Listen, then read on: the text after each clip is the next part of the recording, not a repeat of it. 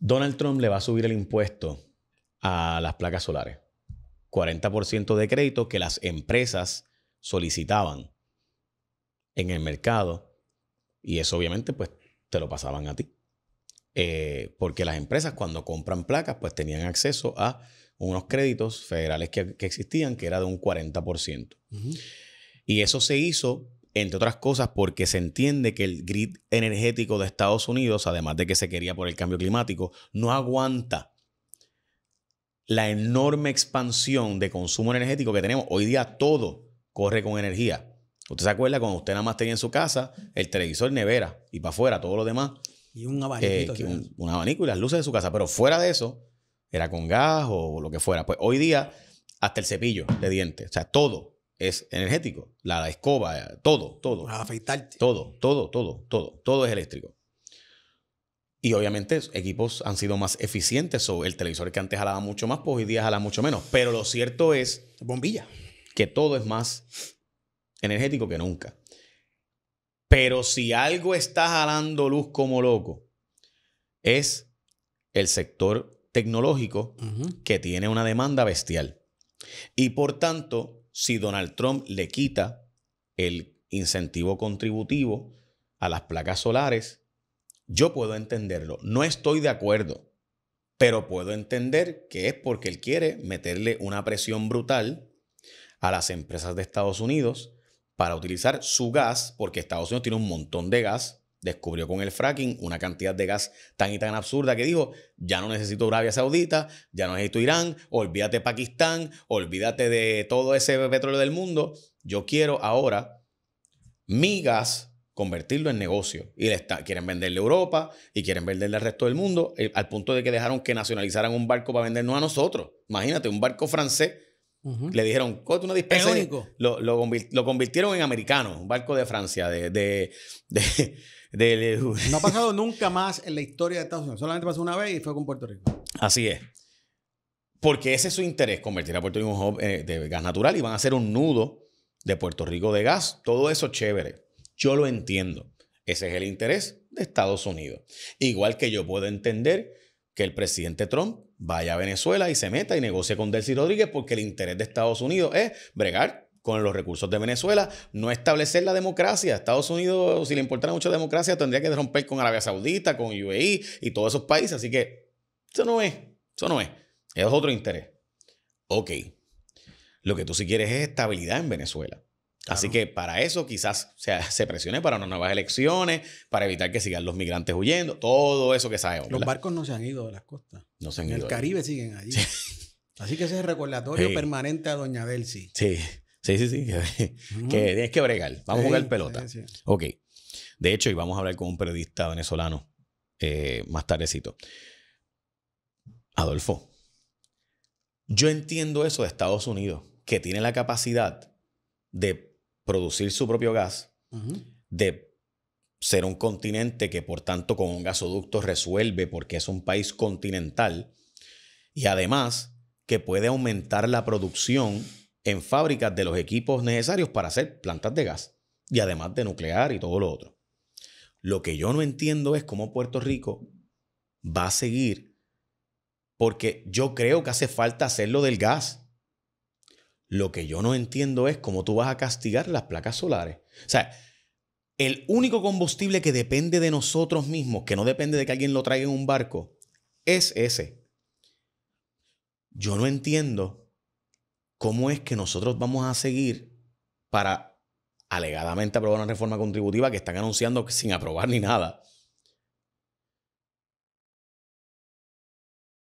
Tú venir y ponerle el IBU a las placas solares sabiendo que dentro de 2 años se acaba el crédito federal de 40%, es liquidar no solamente la industria, es que el puertorriqueño promedio no va a poder costearlo. Y por si acaso, las placas, lo caro realmente es la batería, no es tanto las placas.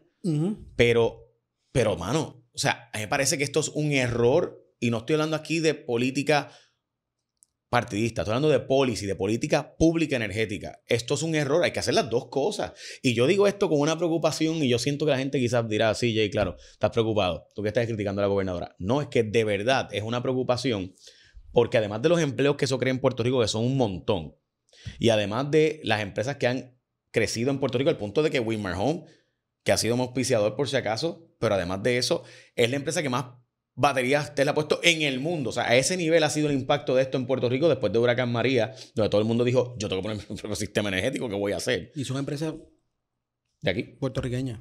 De verdad.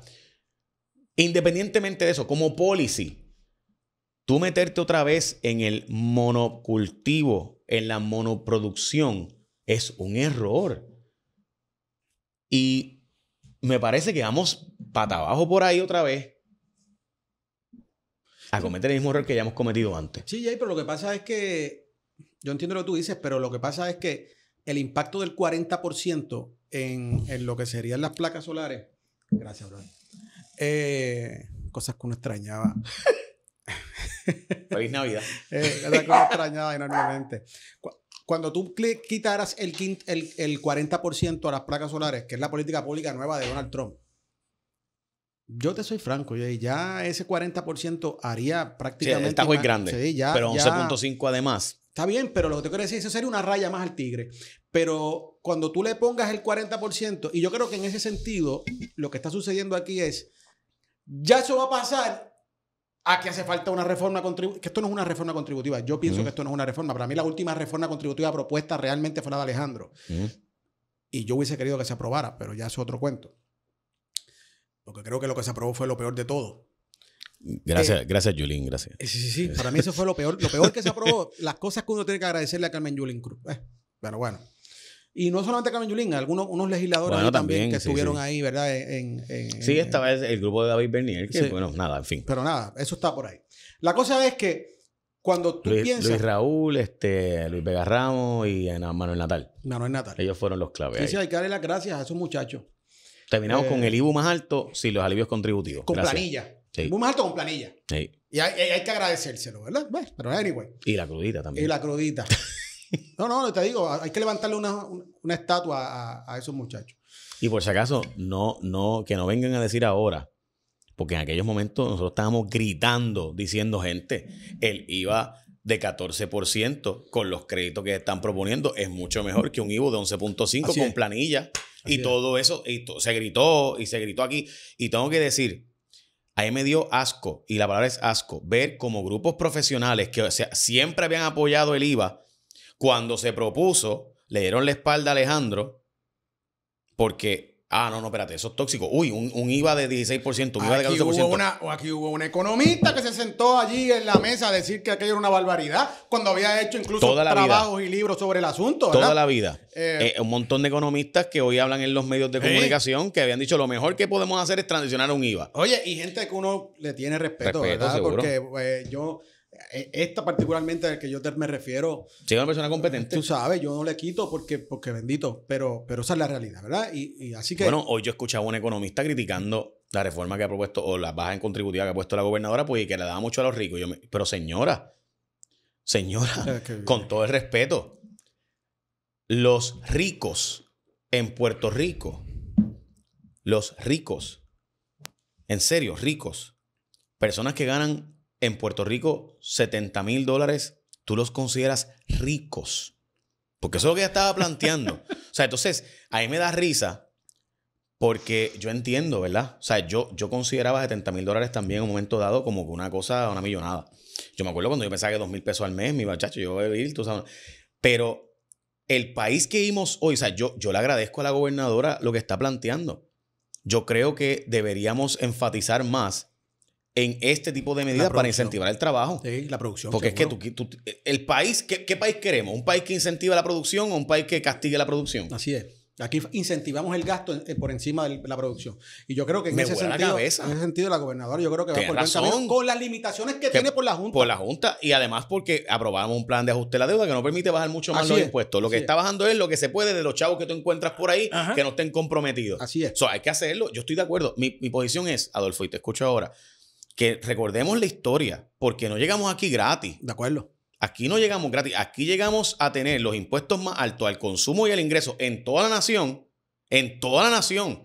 En Estados Unidos no hay una jurisdicción que tenga el impuesto al ingreso y al consumo que nosotros tenemos a la vez. Después de eso vino la quiebra, Jay. Por eso. Después de ese asunto de que se subieron el IBU y y no se quitaron las planillas, al poco tiempo llegó la ley promesa y llegó la quiebra formalmente. Esa es la verdad. Aquí no hay un invento, aquí nadie se está inventando cosas. Pero bueno, eso sucedió ahí y yo no soy fan de Alejandro. Yo no soy fan de Alejandro, ni tengo una foto de él 2x2 en el wallet, tú sabes, ni hago nada. O sea, a mí no es... Yo pienso que es guapo, pero no, está bien, no tendría la wallet tampoco. Yo, así, yo no llego allá, pero es guapo, es guapo. Está bien, cada cual, pero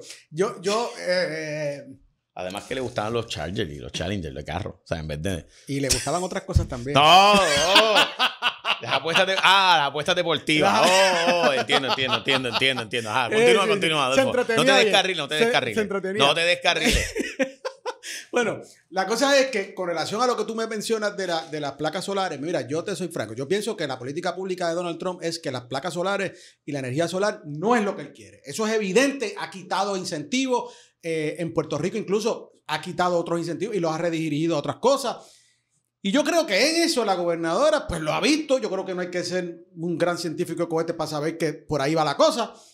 Y creo que el 11.5% con relación a eso no va a tener un impacto real. ¿Por qué? Porque incluso cuando se le imponga ese 40% va a ser muy difícil que Adolfo, esas placas se puedan vender. Pero entonces tu argumento entonces es peor. Yo creo que no va a conseguir los chavos por ese cambio. Pues ahí está. Pues se mató. Pues mató la reforma contributiva. Esa es mi opinión sobre ese asunto particularmente. Pero no sé, ¿verdad? Yo no he hecho la corrida. Explica lo que acabas de decir, porque obviamente tú sabes lo que estás diciendo. Lo que sucede es que cuando tú haces esto, la proyección de ingresos a base de lo que se va a recoger, añadiéndole un 11.5% a estas placas solares, uno dice que va a recoger por ese impuesto adicional que se le está imponiendo a las placas solares X millones de dólares, cientos de miles de dólares, lo que sea. Pero son 40 lo que pues está 40 hablando. millones 40 de y 100. dólares. 100 a principio y 40 después. Ponte que sean 75, por ponerlo más o menos en la mitad. Si son 75 millones de pesos, una vez se le imponga ese 40%, aunque podría ser que como sería antes de los 2 años, de que sean los 40%, por ahí es que entonces ya pudieses recoger esa cantidad de dinero. Pero luego de los 2 años, lo que hace entonces es que sea más difícil mantener entonces la reforma de aquí a 2 años adicionales, porque habría que buscar entonces el 40% o los 100 millones de dólares. Lo que sea. Los que sean, los 40 millones, los que sean que haya que recoger por ahí. Y yo me imagino que por ahí también la Junta pudiese estar diciendo algunas cosas sobre eso. Pero me parece que el impacto real sobre el asunto de las placas, cuando se le quite ese incentivo del 40%, el 11.5% va a ser prácticamente nada en comparación con el impacto que va a tener eso, porque eso prácticamente estaría duplicando eventualmente con lo que sería la compra y el manejo de esa placa solar, estaría llevando eso a que sea como un 70% más caro de lo que es al día de hoy, cuando tú le añades todos los elementos. Pero como tú dices, aquí las placas solares es lo más barato de todo, no es la batería, es lo que es bien caro. De hecho, tú puedes conseguir poner placas sin la intervención mayor de empresas grandes. Aquí tú puedes hacerlo incluso a personal. Yo conozco una persona que las hizo él en su casa, las puso tú él mismo mismo puedes hacerlo. Hay gente que lo hace. Las garantías son la particularidad. Ahora, Adolfo, pues es que automáticamente quebraste la reforma. O sea, porque tú estás apostando a que la gente va a poder comprar placas. Pero si la gente no va a poder comprar placas porque tienen unos impuestos de 40 más 11.5, pues entonces no dan los fondos para poder pagar la baja contributiva. Eso sería 2 años. En 2 años, porque en 2 años, por si acaso, es que se acaban los créditos. Los créditos acaban en 2 años. Eso sería 2 años. Es un crédito federal, por si acaso, está hablando aquí. Igual que yo te podría decir, y vamos, tú y yo tenemos carros eléctricos. A mí me parece una barbaridad, y tengo carro eléctrico también, que un carro eléctrico no pague contribuciones, no pague arbitrio. Yo entiendo que tú quieres fomentar, en el caso de Puerto Rico, menor contaminación. Y por tanto, pues yo puedo entender por qué se hizo eso. Sí, pero deberías poner un tope. Maybe, está bien. Pero mi punto es... tú no puedes ponerme a mí un Bentley híbrido a que no me pague arbitrio. Y un Mirage, sí. ¿Me entiendes? Punto, sí, buen punto. Puede haber un tope, de acuerdo. Ese es para mí el planteamiento. Yo, de hecho, yo creo que el arbitrio de los carros en Puerto Rico se debería eliminar. De acuerdo. Y voy a explicar por qué. Porque ya pagamos la crudita. O sea, oye, o me lo coges al principio o me lo coges al final. Y no tenemos un sistema público, tenemos un sistema público de transporte que sea eficiente. No existe. O sea, esa es la verdad. Se supone que la razón por la cual tú le pones impuestos a los carros como la crudita y el arbitrio es para pagar el sistema de transportación colectiva. Pero en Puerto Rico se coge para el Fondo General. O sea, no es a cambio de un servicio. O sea, se supone que tú me castigas. Por ejemplo, en Europa, el litro de gasolina vale 3 veces lo que vale aquí. Y no hay parking. Los parking valen fíjate, brutalmente. Una palangana de chavo. Así es. Pero es porque con eso pagamos el tren. O sea, con ese impuesto Así se es. paga el sistema de transportación colectiva. Pero aquí, oye, o me lo espetas al principio o me lo espetas al final, pero no me lo espetes doble. O sea, que aquí hay doble whammy. Esto es, ¿cómo? Por al frente y por detrás. Porque al principio y por cuando se acaba, tú sabes. Y después que le las gracias. Espérate. Regresamos a esto WKQ 580. Se enfoque, no te desenfoque.